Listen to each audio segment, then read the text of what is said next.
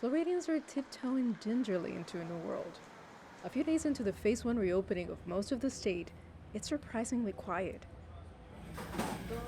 Just ask Daniel Guerra, general manager of the CFS coffee shop in Orlando. Well, it's definitely slow, super slow, as the economy is every restaurant in Orlando. But our regular customers have show up. I would say like pretty 5 to 10% of what we normally have.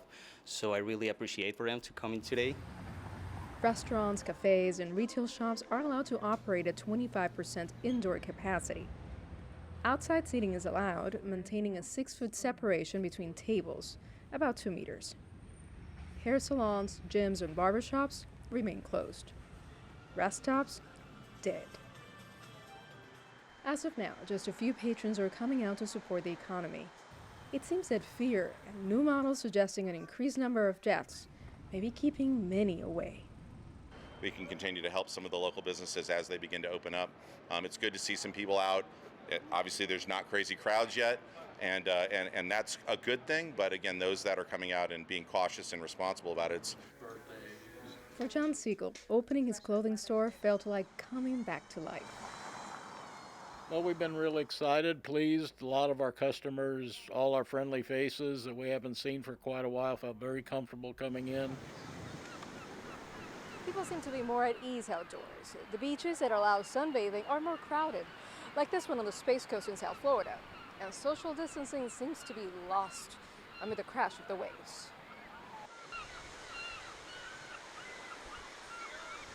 We have the most beautiful state, with this beautiful weather, and people are tired of being inside.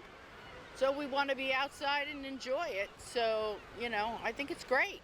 I still see people getting close together. I don't know, are these people all living in the same home who are in groups of 10 over here? Probably not. So there's definitely not going to be a decline in cases with this going on, but how long can you really keep people apart?